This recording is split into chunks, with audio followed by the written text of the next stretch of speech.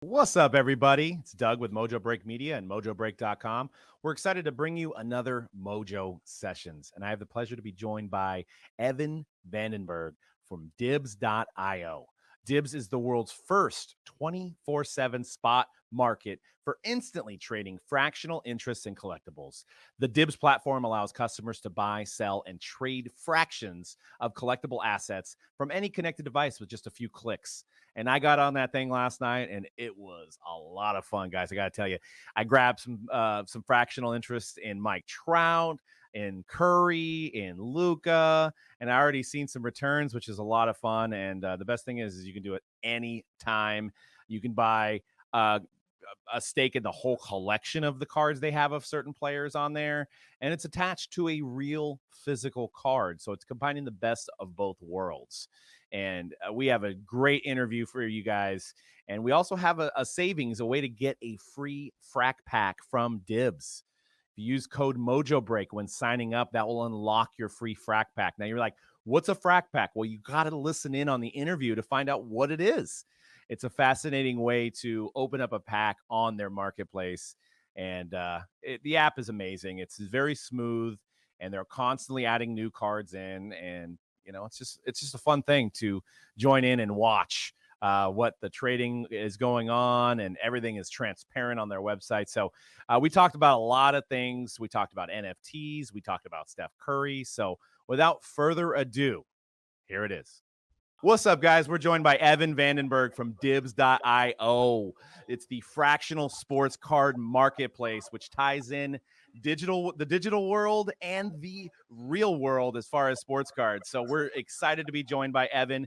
And Evan, let's talk about how you came up with the idea for Dibs and what inspired you to get this thing started. Yeah, absolutely. Hey, first and foremost, thanks for having me on, guys. This is always fun. So yeah, what started Dibs, right? Just quick background, and frankly, I don't want to dwell on it too much because it's all changed, but was in the digital item trading space for a long time, skins, all these kind of PC game items. Then helped launch the Wax blockchain, brought in, Tops and some other big collectible IPs. And so we kind of had this inkling, and frankly, man, what started Dibs was obviously like we had seen a lot in this digital world and felt like there was a big market opportunity. What I don't want to dwell on is I just feel like everything changed so much, right? Like 2 years ago, I couldn't have told you what the last 18 months were going to look like, right? And I think there's just been this incredible like societal accelerant towards digital ownership, right?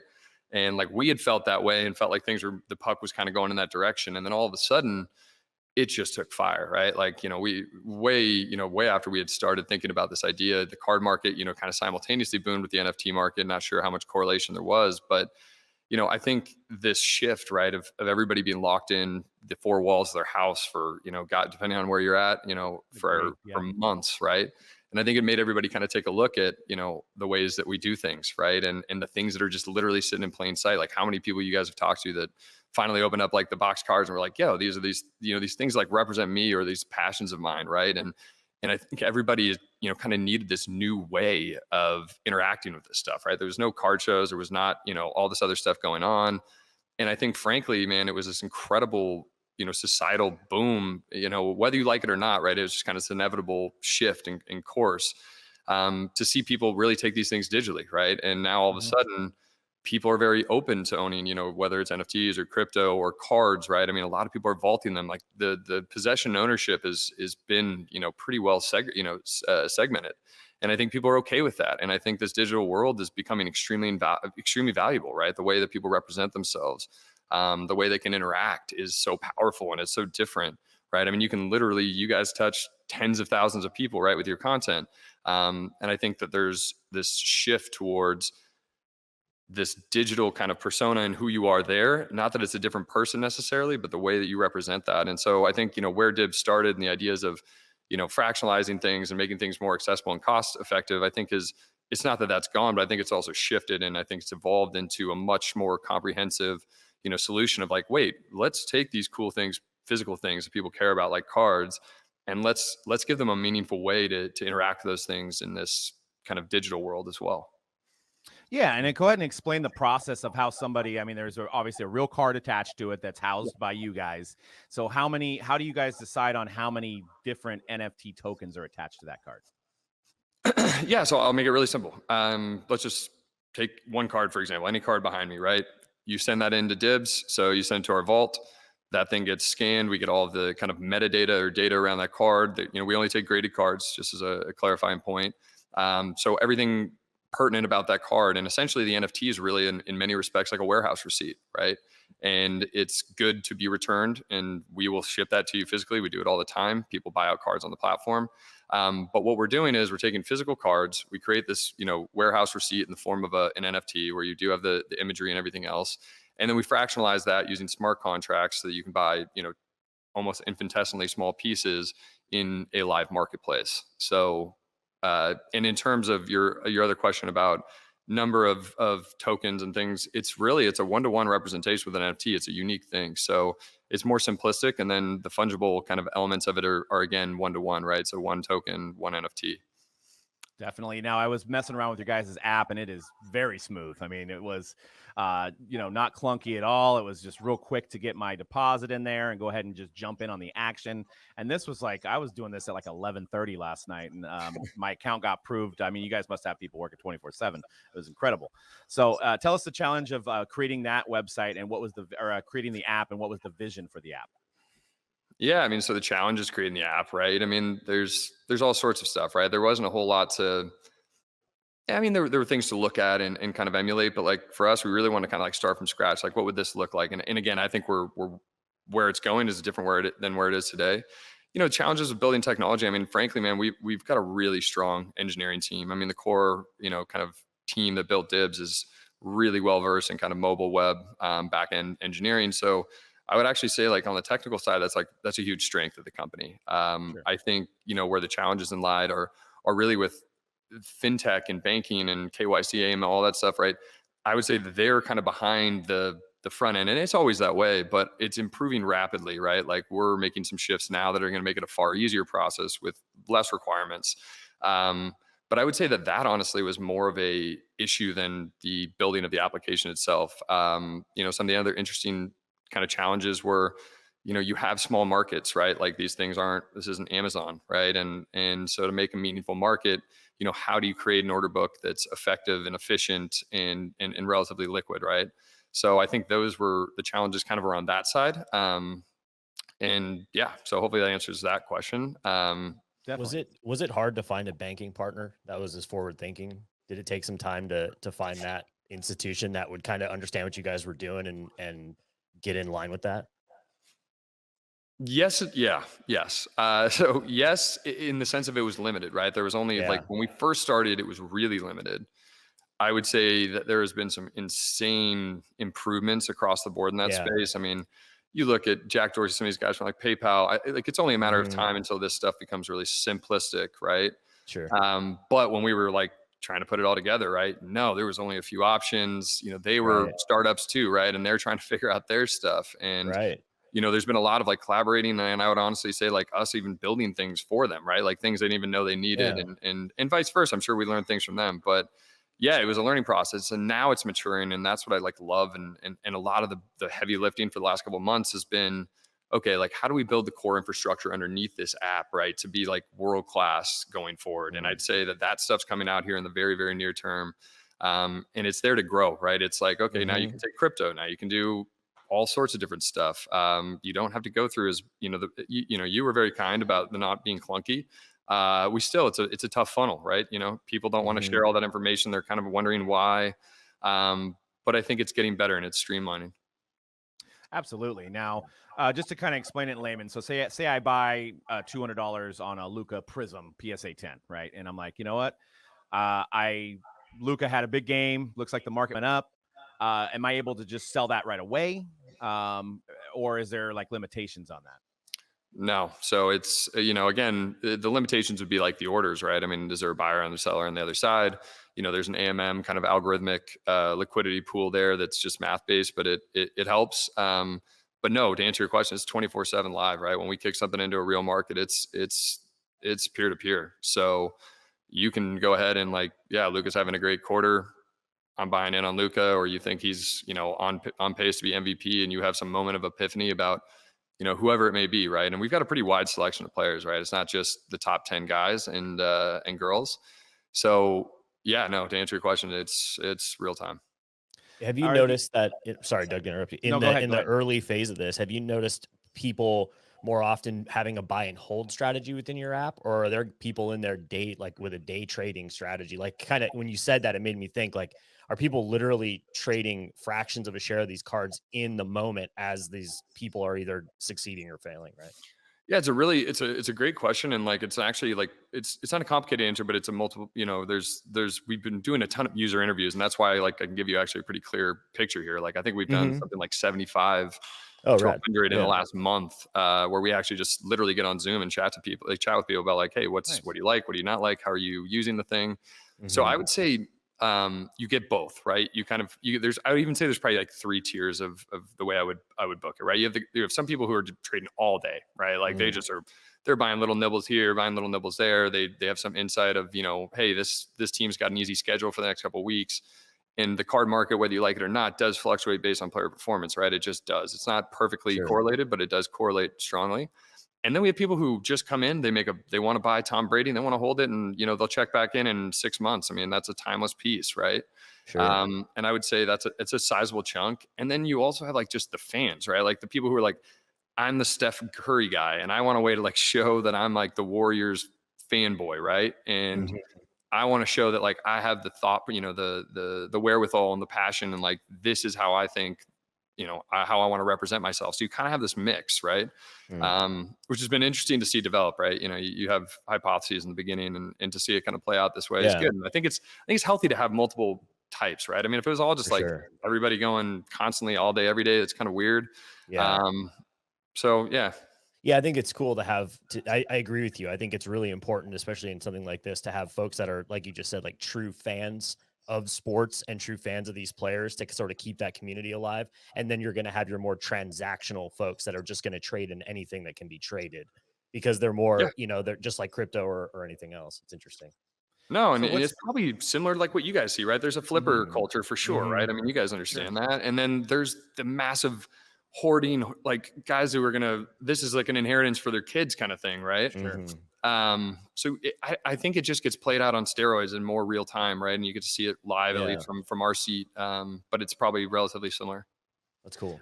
So what's the minimum someone could buy, and what's the maximum somebody could buy of one card? Really, no, there's no theoretical maximum. Minimum, I think right now we're doing dollar buys. So, Wow. realistically, there's nothing stopping us from doing sub $1. It just becomes a little messy and kind of annoying. And so $1 just sounds like a reasonably, small increment that anybody could get in at. Sure. And that's really part of the thesis, right? Is like, if we're doing this, we're digitizing these things, we're bringing it into this new world. Like, part of that is bringing in this whole new wave of or generation and just type of collector, right? Like I can get in with $1, man. Like I love this card, and this is the thing that I believe in. And yeah, I don't have $10,000 to buy this, one of one Pat Mahomes and Tyreek Hill, card, the PSA 10. But I have $1 or $5, and I want to have that thing. I want to be able to show it. I want to be able to like interact with people. And I think that's kind of the evolution of where this thing's going is really making that communal, right?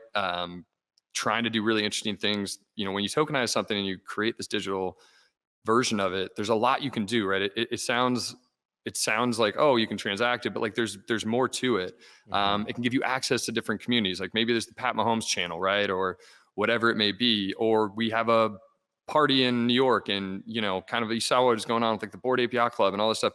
There are Mhm. things that you can do that is really, I think, that are really impactful in terms of like bringing the community together in a meaningful way, both in real life, online, in online communities, and just totally different way to like showcase these things that I think you're going to see coming down the pipeline. Now you mentioned that you could do like a buyout on certain cards, and I think I Yeah. read on the website that there was sometimes there could be a 12-month period as the card's probably new and everybody has a chance to buy it. Now, if I decide like, hey, that $10,000 Steph Curry, I want to just buy it now. Do the people that own own it at the time? Do they have a choice of saying no, I don't want to sell it, or is it's just bought out?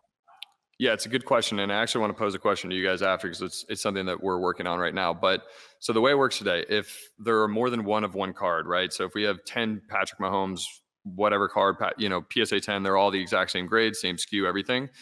Then what would happen is you accumulate one full token, and that's yours. You can take it, you can do whatever the hell you want with it. Shortly here, you can take it to another blockchain ecosystem, take it to OpenSea, you know, Wax marketplace, wherever you want to take it to. So that's in the case if we have multiples. In the case of one-of-ones, you have to accumulate a simple majority, and then you can execute a buyout, which is essentially paying a premium on the rolling day. You know, there's a math formula that's listed there, but I think it's 90-day VWAP. And essentially you're paying a premium on what the highest price is, right? If we're just simplifying it.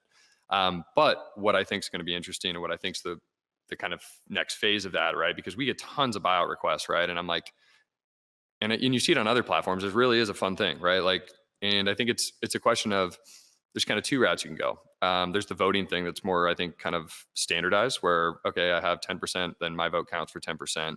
You know, if Dibs owns anything, we would abstain from any sort of vote, and just whatever the people choose is what happens. There's a vote, right, system. And then the other thing would be like an auction. So like, hey, if you want to man up and buy this thing off, then fine. You have to, the minimum price, like the floor price or reserve price or whatever, is going to be the same kind of premium. You got to pay at least, you know, get people at least what the card's worth. Sure. But then, you know, you might say, okay, well, that guy just executed a buyout because he owned 10%, and then he wanted to, you know, buy the thing out for $12,000 and it's trading at 10. But then you could step in and be like, I'll do 12.5 or 13, right? Because I think it's actually still a good buy. And then all of a sudden you have a gamification around it, and not even gamification, but it almost seems there's two schools of thought, right? Maybe you combine the two to allow an auction to start. But I think that's the only fair and reasonable way to do it, right? And we would obviously stay out of that entirely. And it's to let, you know, whoever wants to come in and do that, make their play. That's very interesting. So there's no minimum divisible amount for each card. So the person putting their card in sets the price, or it's valued based on the market, but there's no maximum amount of divisions that card can be bought in at. So theoretically, yes, there is. It's 18 places past the zero, but okay, fair. Yeah, you know what I'm saying? Like, it's a lot. Essentially, no. Right. Yeah. But like, so mathematically there is, but for the sake of conversation, no. I mean, the way we've done it is, it's not like a set share amount, right? There's not 100. There's not 100 pieces of representing each card. It can be, and that helps for a lot of reasons. I mean, you see, like, in even traditional markets, right? I mean, you've seen Schwab, I think it's like slices or something like that, right? There's a lot more liquidity that can be provided, especially on a smaller market where you really want to have an optionality of like, hey, you know what? Like, I have $6 of this thing. I want to get rid of it. You can sell $6 instead of, you know, maybe it has to be 50 on other places. Sure. Interesting. Definitely interesting. And yeah, I mean, in terms of, I think you guys have got your data from Card Ladder, which I believe pulls from eBay, correct? And that's the price that gets set at. I don't want to speak out of turn here, but that's what I that was a question I had as well. Yeah. So when you guys initially put your drop, and let's just say it's at, you know, whatever the market was at that point, let's just say it was $16,000. If the card goes down on eBay but shows more interest in your marketplace, does it rise past maybe current comps on eBay, or does it stay with what the market determines? Yeah, so that made sense. Yeah, no, it's just a fair amount to unpack, right? To be transparent on that. Yeah, so we, in general, like, we are moving and have been, but like, we really want to move to a full like consignment model where it's you, like, you send your cards in, perfect, you set the price. If no one wants to buy it, then, you know, you clearly overpriced it. And so we don't use Card Ladder data necessarily to price anything that we're putting out there. We give that data to give people like a sense, like a semblance of what is, you know, a comp out there, right? Got you. Okay. We, you know, there's novice people in here. There's other people who have no clue what they're doing. There's some people who are extremely, you know, intelligent, right? Who spend their life doing this stuff. We felt like the more data that we could provide externally and to give people a relative comp was just, it was really important. You know, we saw, it was the learning from the beginning of the platform where we didn't have access to any data sources. No one was like helping us out on that. And we were, you know, you would just see people making what I would think is just relatively uneducated decisions, right? And not to their discredit, but like, maybe they're just like, I'm just gonna, you know, ape into emotional, this. Yeah. And like, okay, fine, you can do that, right? But like, please know that like the last 30 days, there's been 20 sales of this card, and it's been around this, you know, here's the chart of it. Sure. So at least you have that. But to answer your last kind of later piece of the question, does it get maxed out at like what was the last sale on eBay? And I would say the answer is no. I think in general our cards trade at a slight premium, frankly. Some are there's deltas both ways, right? Like there's cards on the platform they're 30% below the last eBay sale, and I think where that market becomes more efficient and more fun is really when the two-sided, user generated or customer generated cards, right? So if I say, hey, look, that thing's, I had bought that thing for $800, it's up at 2,000, like I'll take that. I'll sell it at Dibs all day, even if I Sure. want to sell a fraction of it or whatever. And that's how you really start to create a healthy dynamic, right? In any market, like it just needs that. And so I think that's a humongous focus and something you're going to just see probably be the main focus for the next couple of months is like, how do we make that the best selling process ever? As good as we can possibly make it and make that customer service experience awesome. And yeah, I think that's the ultimate. Yeah, it's very interesting because I could definitely see maybe like, maybe there's some more John Morant fans on your guys' marketplace. And let's say John Morant goes out for the year and his eBay cards are trending down, but you guys have so many more John Morant users that are like, no, I want to double down on John Morant. Now he's out. You can maybe see a swing and your marketplace being worth more on that specific player, compared to what the market is, which is pretty fascinating in a way. And it may, like you said, it may swing the other way. If maybe a new guy like a Tyrese Maxey comes in and you guys start having his cards on there, maybe there's not a lot of users, right? So then it seems like it's a deal. So it's a very interesting dynamic. When I think having a slight competition or disparity between the two markets just drives people to both markets. It's just it's a good, healthy dynamic, to your point, Evan, for both. Because if it was just directly off of what eBay was focused on and it was just one for one all the time, it wouldn't give people this sense of like, oh, I can maybe come up on a really good score, which is sort of like the heart of what a lot of this is about, right? For many folks. Yeah. I think it creates, another counterpoint, right? It's another, the concepts of arbitrage and all these other things, right? Like having more healthy markets tends to be good. And easier ways to get in, right? I mean, the thing with eBay or any pack ship sell marketplace is there's a time delay, right? And between me sending that thing to you, maybe it's 14 days, right? And that 14 days, John Morant, has and I would never wish this upon him. I love the guy. But a terrible injury, right? And then all of a sudden it's like, well, crap. And I think, having the real-time nature of it all is something special. Definitely. Well, I'm very interested because, we do breaks and we've been doing breaks for 10 years. I'm fascinated by the Frack pack, and I opened one last night and it was super exciting. So tell us a little bit more about the Frack pack and how those work. Yeah. I mean, it ties completely back to the core of what this hobby is built on, right? Which is this kind of experience of getting to open up a pack or a hobby box, whatever whatever your budget allows. I mean, for me, right? Like, and I'm sure you guys, like, I still get such a joy out of it. And it's like, even when I know the cards aren't mine, like I'll go with like big collectors and they'll buy a box. I'm just ribbing for them, right? Because like it's just like a little kid in me that just loves that, right? And I think it's so quintessential to the hobby.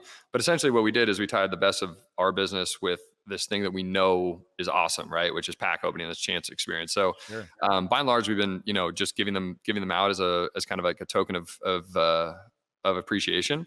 But yeah, when you open up a card, you could get, 1% of a Tom Brady rookie and 1% of a LeBron James, cracked ice or whatever it may be. Right. And like, or, and at some point, maybe we start to sell those things. I mean, there's different considerations that need to be made there, but, yeah, man, we really just wanted to like recreate a lot of the core kind of hobby experiences. Yeah, I mean, it's definitely exciting. I got like Drew Brees, and I think it already went up a certain percentage. So I was like looking at it today. I was like, wow, it already went up overnight. That's awesome. So, and then, it makes you definitely want to open more, as you said, the joy of opening up packs and being able to do that digitally and then have it tied in with real cards is very cool. Yeah, I mean, it was crazy. I mean, just to tie back to the stuff that you guys do as well is like, we did one sale of them, right? A limited one, just like see what happened. I think it sold out in like 9 seconds and there was like 300 people in queue. So it was like, clearly people love that, but we got to make sure everything checks out and, you dot your I's and cross your T's. I was going to say, how do you kind of make that transparent? Do you come out with a checklist ahead of time of what's going to be in each pack? Yeah. Yeah. And the nice thing about what we do, right, with blockchain technology and just everything being digital is like, we would just publish it. It was, for us, we wouldn't even come out on that particular thing, right? We just wanted to like get it out there. But going forward, if we were ever to do that, everything would be public, verifiable. You can go check the code, at least check the odds and see exactly what's in the pack, right? So, with certainty that you're getting one of these things at this percentage or that percentage. but you don't know which one, right? And that's how the whole kind of, the fun of pack opening. Yep, definitely. Now, are you guys selective? I mean, you obviously have your list of guys, and whoever's doing the best is number one. Are you guys selective on who you bring in as far as players? Is there a certain criteria you're looking for? So, in the beginning, it was more so, right? I mean, we're trying to seed the platform, make sure we had like the preeminent, most traded cards, right? All that sort of stuff. Where we want this to go is if you've got a graded card, and the reason that we focus on that grading piece, at least for the time being, is like I cannot live with like somebody getting a fraudulent thing, right? Right. And it's just too much risk if we were to do something else. But we want it to be like, hey man, if you got a PSA 10, a 9, 8, 9, 10, I think we're going to try to keep it in that range, for the time being. Bring it on, and eventually, we'll have a more full-fledged kind of like actual market as opposed to everything being fractionalized. Right now, what that selection process looks like. I mean, recently we've just been trying to like, we've got all these cards vaulted. It's been a matter of like, how do you kind of push that out? And just trying to be a little bit current with the moment, and over time, I think we just want it to be whatever you, the consumer, and the collector wants, put it up, and if people want that, great. If they don't, then it's still yours. Ship it back to you, or you keep some of it and you sell some of it, right? So we really do want it to become a little bit less selective. Sure. And is there a difference in what token you get dependent on what percentage of the fractional cards you own? Is like that NFT unique? Like if you're a 40% stakeholder in a card, do you get some sort of a unique token compared to like a 1% stakeholder? No, they're all equivalent. So like Gotcha. that one is just a smaller denomination of the 40. So it'd be the same thing. But you bring up a really good point. Wouldn't it be cool? Maybe we do something like if you own a certain percentage, maybe that's where my brain's I don't going. know. We do something. Secondary value in the smart contract, right? We talked a lot about that this last week. And like there's so much there past just having the value of the contract, because there's all this added stuff you can incorporate into that. Yeah, I won't bore you guys. I wrote like a 10-page like product doc that my whole team's gonna kill me if I bring a new table, but like we're on the same page. Just thinking about like loyalty, right? And just like how do you make fractional special too, right? And like definitely. What does that mean? There's so many opportunities when it's digital like that. And like I'm even talking about like let's go get 5 Super Bowl tickets and be like, hey, look, if you're in this, you got the Super Bowl winning, with the quarterback that's in there, an X percentage, you're in a raffle or something, and we'll just send you, something I cool. love the I don't event. know. I love the event-based stuff, like I think Gary Vee was doing stuff where it's like you can go to any one of his backstage meetings for life or something if you buy this thing. I think that's really cool to add on to the digital aspect of it. Yeah. I was actually talking with some of the folks at the guys at 137. We're noodling on POAP, I think is the terminology, but like proof of attendance and like kind of just loyalty, and how do you like, there's just a lot of cool things you can do. I'll leave it at that. And I'm, we'll love to chat later about kind of like what that could look like. For sure. Sure. So what are your favorite, some of your favorite cards that are currently on the platform? Dude, I love for one reason or another, I really love that Tyreek Pat Mahomes 101. I mean, I know it's a 1-of-1. I just like the card. I think it's cool. When it came to us, I was like, this is sick. I was like, this is like, I would, and it hasn't been their greatest year ever. And like, I understand that, but regardless, both just monsters. Absolutely. We've got some Formula One stuff and Pokemon stuff that's coming on there that like, I don't know what it is. And I was talking to another podcast about the Formula One sets that have been out. I have never had something drive me into watching a sport more than ripping open F1 packs. Like, I don't know about you. I didn't watch an F1 race my entire childhood. We were just talking about this the other day, weren't we, Doug? I didn't either until we started breaking F1, which at the time I think we bought boxes of or just the Chrome for like, they came out at like $80, and now they're like $2,000 or something silly like that, and just it drove me totally to watch that Netflix. I was like, and this is awesome, because I wasn't a NASCAR fan, and I'm still not a NASCAR fan, but I've been watching the F1. It's fascinating. It's got a different appeal than NASCAR, right? Like it's just like global, like I don't even know how to put it. Like it sounds bad to say like this. It just watching that series, like now I want to like go check out the race in Singapore and like go like travel to go see these things. Whatever they're doing on the marketing front, this shit's working.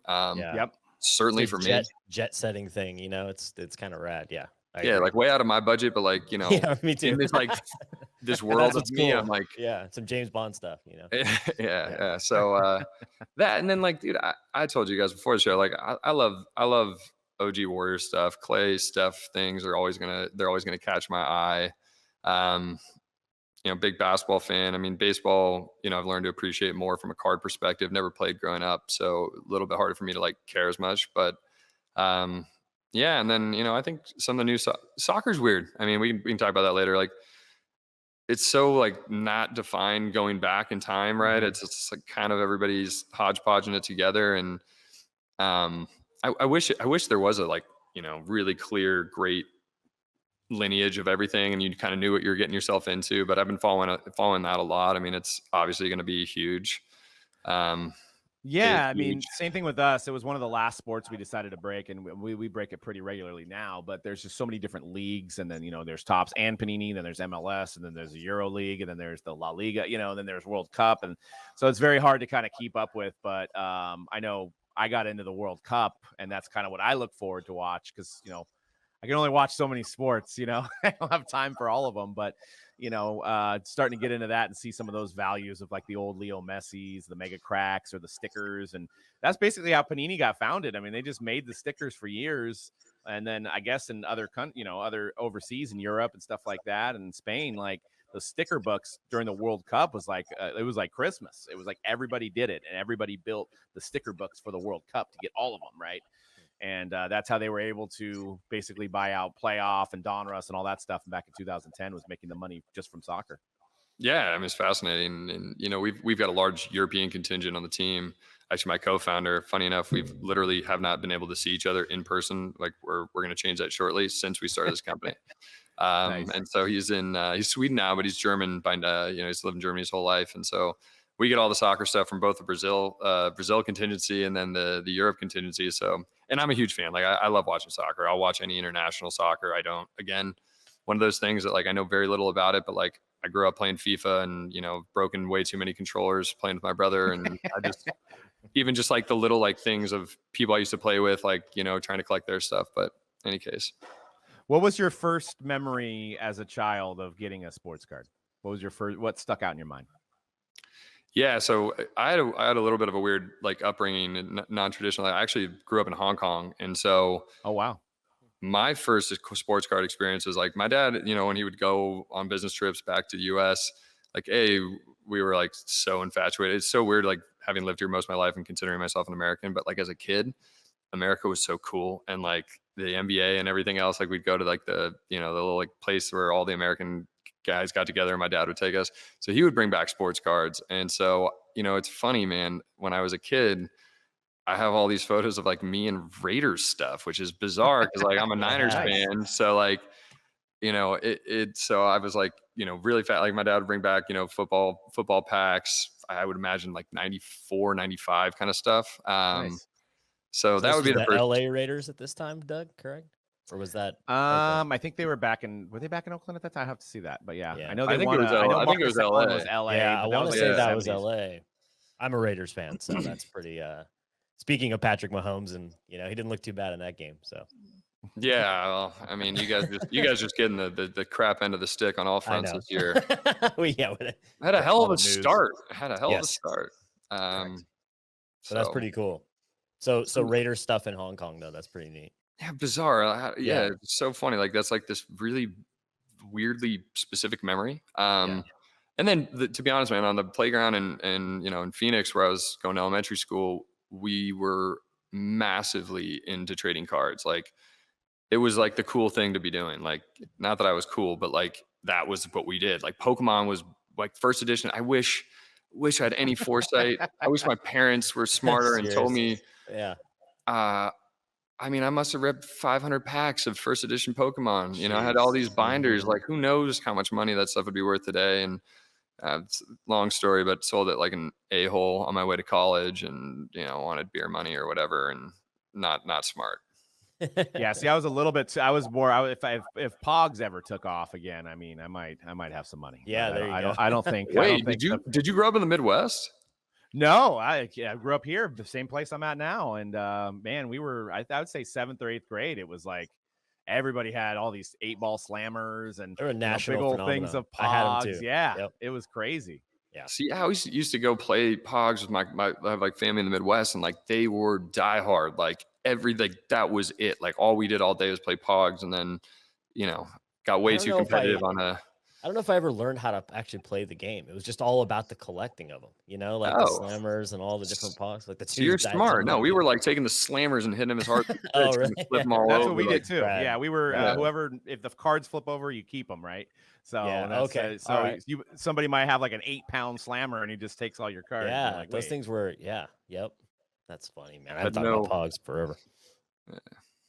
Yeah, I remember being heartbroken. I had to take the public bus, and I had my pogs in my little backpack, and somebody, was behind me, and they took them all. I was like, dang it, so I had to start over again. Hey, dude, it happens. Great story. But so we mentioned Pokemon. Is there any, and you kind of alluded to it a little bit, is there anything on the horizon for having some Pokemon on the app? Oh yeah, I wasn't gonna let this company get this far and not get some of that first edition Pokemon stuff. Yeah. Yeah, it actually works really well with our like whole model. I mean, you've seen it now where you can actually buy player buckets, where you can buy an entire player's collection in one click. Especially for people who don't know the specifics of each card and grades and all that stuff.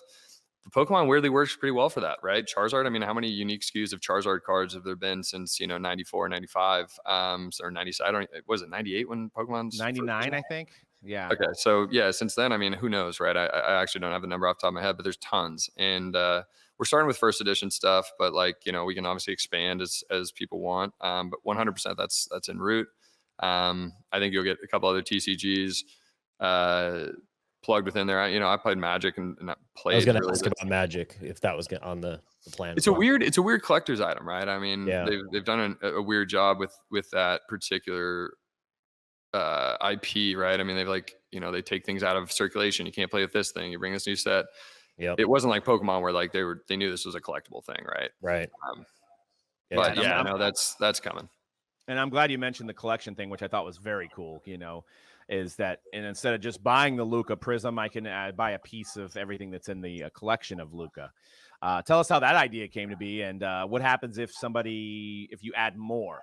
Does a person get a chance to jump back in and buy more? Yeah, so it's a relatively simple mechanic, right? So we have like a spot market. We've got all these orders, right? And so essentially, just imagine like a math, basically just grabbing. So if I want to buy $100 of Luca's collection, right? You're just going into these orders and you're just putting 100 based on proportional values of the cards and what's available, and you're basically scooping them all up so you get all those cards. But no, so when a new card gets added, your actual Luca collection and your account is specific to you. The full Luca collection can be added to at times. So like it's a spot, like whatever that moment in time is a snapshot, right? So Gotcha. I don't know how we could do it in a way where we could add things and then like you would incrementally just like get it. I mean, it'd be kind of interesting to find some way to do that. But, like a stock split or something, you know what I mean? But yeah, it might be if you're adding. Or it's just any new card with that relative data gets tied in somehow, right? Through some sort of like, I mean, I say hashtag, but that's probably not the way that would work on that end, but some way through the blockchain so that it keeps just being put into the same group.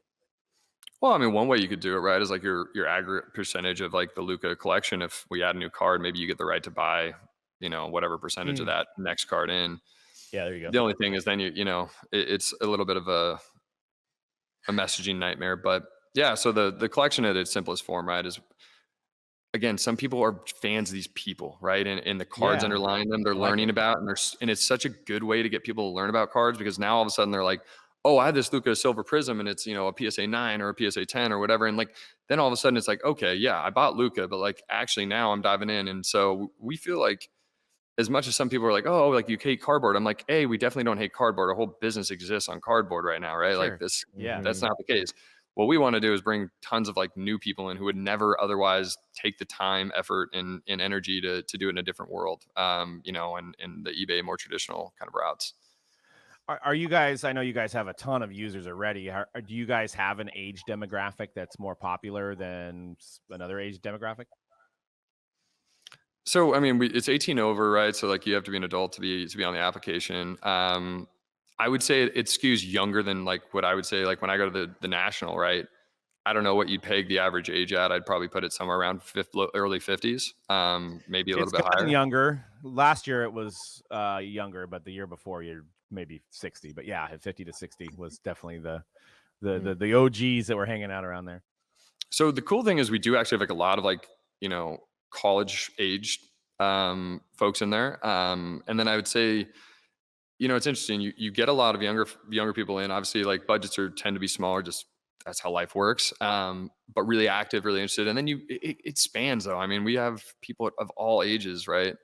I would say that the concentration is probably 25 to 40 Nice. of the most of them. That's a beautiful thing because I think 5-6 years ago we were all talking about how do we I'm going to be 40 this year, but we were like the young generation and nobody below us was really interested in it at all, and it was always a dilemma of like how are these guys going to get involved? And it's stuff like what you guys are doing that's making it easier. That's like all app based. It's bringing in this new younger generation of collectors, and it's just a great thing.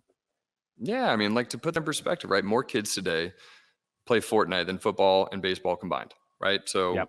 and they're spending their money on skins and Fortnite stuff, right? So if the industry doesn't like evolve, right, and it's not taking cardboard out of it, but like I feel like things like Dibs and there's other platforms emerging where they can get involved in these cool things that are relevant to them, but they also spend so much damn time screen time, right? Like that's where they're at, and that's how they're flexing, and that's how they're showcasing what they've got and who they are and all that stuff, right? And so if you don't make that meaningful bridge into this world that they live in, right, it's going to be really hard to keep them in the space. And I think that all of us want the hobby to continue. We all love it. Like we all want all these, there's tons of different veins of this. But I think it's going to evolve over time, right? It's not even just like cardboard versus digital and all of that. I think, esports is going to play a role that like the three of us may not really understand. Right. And like, that's okay. But it was weird for me at first when I first got into like the gaming world. It was always kind of like, why do you watch somebody else play video games? But then I'm like sitting there on TV watching somebody else play basketball. What the shit is the difference? Like at least they're playing video games 8 hours a day. Like I haven't shot a basketball in months, like in some respects, it's actually almost more authentic that they're watching some Twitch streamer play the game that they're spending a lot of time playing. Right. And I think it's just that gap, right? Like when you didn't grow up doing it and you didn't grow up doing this, that, or the other, it takes a second to feel it. And I think being around younger kids too, like nieces, nephews, whatever it may be, like it's crazy. It's just so different. And like I learned a ton being around that. Absolutely. And I think it all being in the digital space, there's such exciting stuff for, NFTs and what you're doing to cross pollinate with crypto gaming down the line someday, right? It's all sports. It's all in the same space. You're right. The future generation, Gen Z and beyond, they all look at it as being in the same space. There's not all these buckets that everything sits in anymore. Totally. It's all metaverse. It's all the same deal. And so like that to me provides some really exciting opportunities for everybody to perpetuate the community as well as just, advance new stuff. And have you guys ever thought about carrying wax, like sealed wax as well? Like, maybe like an 0304 Chrome box or, even going older and maybe 86, 87 Fleer. Yeah. So I'm like, are you guys getting fed notes here? Yeah, no, not at all. So yeah, we had a planned drop that we were going to do recently and we pushed it off. But yeah, no, I think wax is actually a fantastic idea.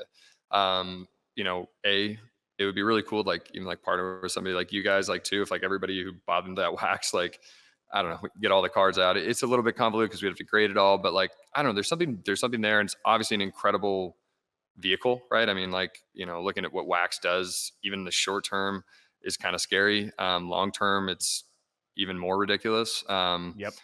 So I think it's a really interesting proposition. So I think we're going to definitely get wax from all sorts of years, generations, really important key sets, and try to get multiples of them. Not cheap, obviously. So trying to find the right partners on that front is always important. I got some 0304 Chrome, maybe for the right opportunity. And so we've been learning to hold on to some. We break 99% of everything that we have because that's our marketplace, obviously. If we're not opening cards for people, then we don't have people. But here and there, we try to make investments on that kind of stuff, and put it away. And dream about opening it every day, but resisting the urge. Yeah, it's weird. I was literally thinking the other day about, I know it's an astronomical, like it's probably way too high price for that 0304 box, but like that is so like I grew up watching LeBron play in high school. You know what I mean? Like, yeah, as a fan, probably have gotten a little bit away from it as I've gotten older, but it doesn't matter. Like that is so nostalgic for me. That whole generation, that whole draft class, like all those, like that was, yeah, no, I love that box. Yeah, and it kind of ushered into what we collect today, right? Because, the 86, 87 Fleer is iconic, but you didn't have refractors. You didn't have golds. You didn't have X-fractors. It just kind of, it was like kind of the jump to where we're now collecting prisms and things like that. I have a quick question. Speaking of wax, you'd mentioned when we started that you guys you were part of creating Wax.io. Is that correct? Okay. So, because I was going to ask why go to that blockchain as opposed to others that are able to produce NFTs? Yeah. So, myself, we have other team members that were deeply involved in projects, either directly with that blockchain or ancillarily. So yeah, Wax is interesting for a multitude of reasons. So look, we actually initially built all of our smart contracts work on Solidity as well. Okay. So any EVM, Ethereum, otherwise, channels. The funny thing is the cost got so high to take a physical item, right? And we were doing things of, we have cards that are $500 or less, right? Sure. I'm going to pay more in gas fees to mint that thing, generally speaking, the smart contract, and then fractionalize it, right? We have like a multi-step process. Like it ends up being, it could be well over $1,000 just to simply get this thing on the blockchain. And I'm hoping with like V2 and some of the upgrades that are coming to Ethereum, it'll make sense. With higher dollar stuff, it still makes sense. What I think, Wax is really, really fast, really cheap, really easy. We also knew it well. We had support there. But I think long term, like just the way we're thinking about this too, is like we're blockchain agnostic, right? Like frankly speaking, like if you want to take a card off Dibs, like my goal is, in the not very distant future is, dude, if you want to take it to Ethereum, go for it. Right. We'll burn it, remint it on Ethereum, and it's yours. Yeah, I think that's super important. If you want to take it to Flow and get into the Top Shot game, right? Like let's do it. For us, it's really it's not. It's just more of like, hey, look, we need to get these things on here. We need to start doing all these different things. The smart contracts are few of them are. I mean, we're going to support multiple chains, just to be clear. And we really want optionality, especially with the physical things, right? Because at the end of the day, right, if you're sending me something, who am I to tell you what blockchain you're going to mint it on, right? Like we'll give you all the right details, and you can always come get that thing from us and our vaulting partners. But like, hey, maybe you like, I don't know, whatever chain it is that you follow and like, right? So that's, we want to give you, we want to be the gateway, but like, we also want the optionality for you guys. We're not going to be prescriptive over, and it's also hard to pick winners. Like, yeah, obviously Ethereum's like this massive that's dominant. What's going through my head. Yeah. But you're right. You don't know, right? I mean, who knows? No, and if we like, if we had built a blockchain like Dibs blockchain or something, then obviously I'd be like, hey, I'd really want you on Dibs blockchain. But like, hey, we've done that before. We didn't want to do it again, although it can be incredibly lucrative. But in any case, yeah, we're agnostic to that. Yeah, I think that, I mean, and this is my personal opinion, but I think that that's the smart way to do it. I think that folks that try to have exclusivity to a certain blockchain to be part of their product or their release or whatever are kind of missing the nature of what this thing is going to be eventually. So I think that's a good call for sure.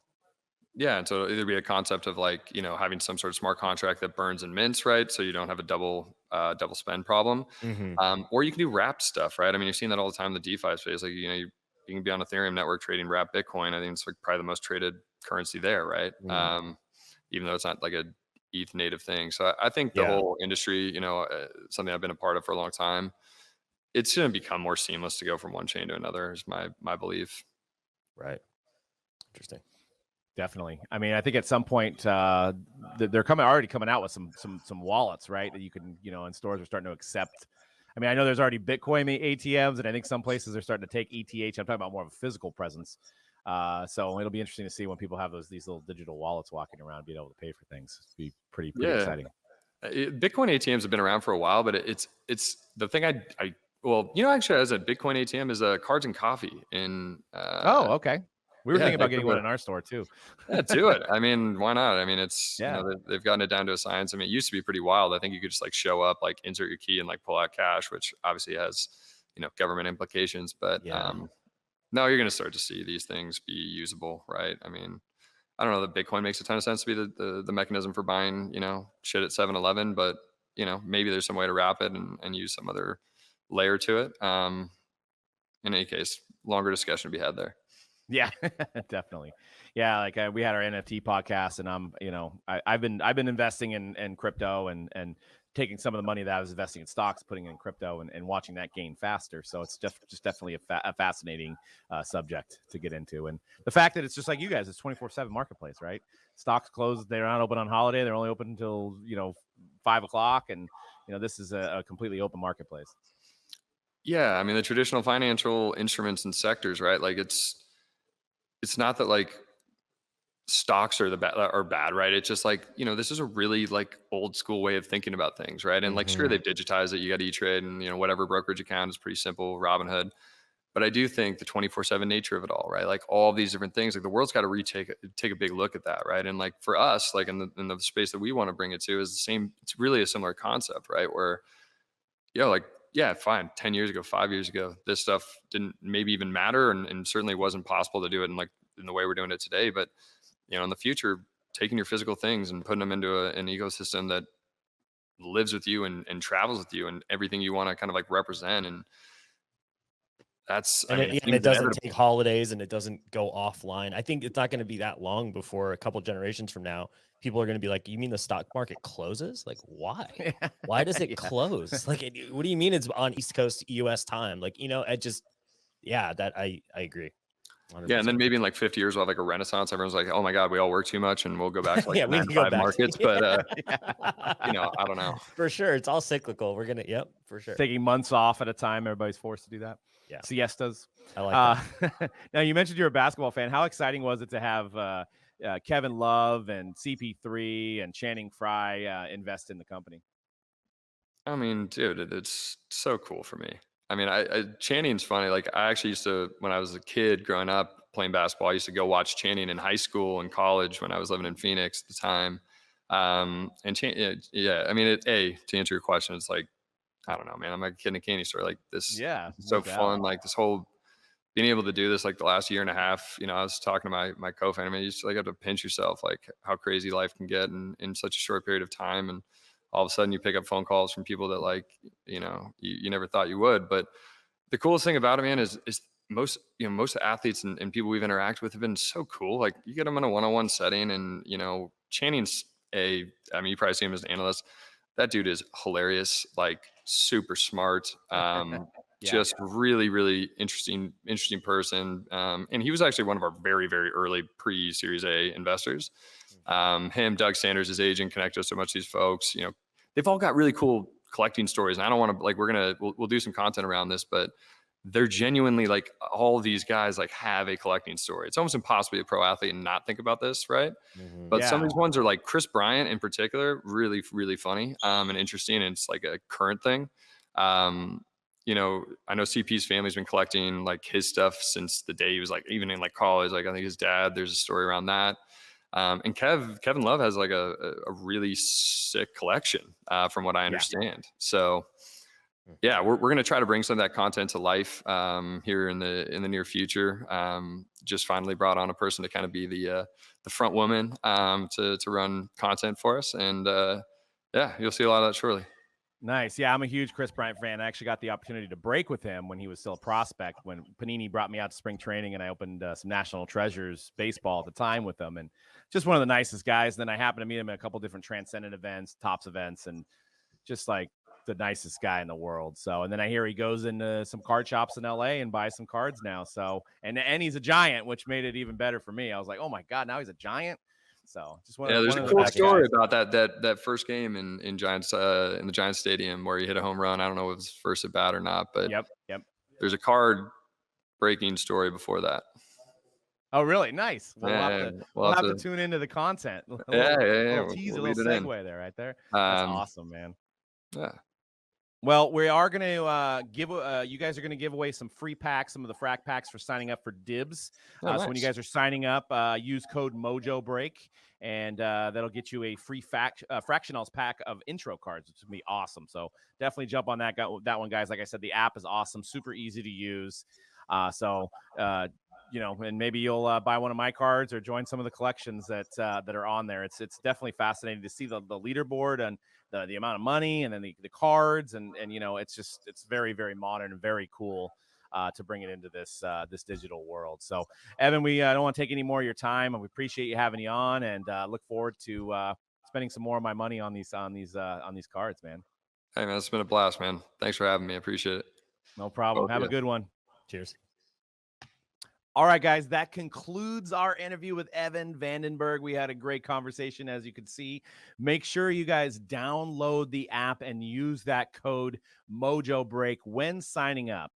Once again, Mojobreak as one word, and that'll get you that free Frack pack. And comment below on your experience with the app and what you think, what they can do to make it better, because these guys, like they said in the interview, they're reaching out to customers. They want to know how to improve their marketplace, and I think this is a very valuable asset to this hobby, and it allows you to do it in the palm of your hand or at your computer desk. So once again, Dibbs.io and Dibs in the marketplace. The app is phenomenal, and it's great to just join and try and get your free Frack pack. So do that now. And also make sure you subscribe here at Mojobreak Media for other great content.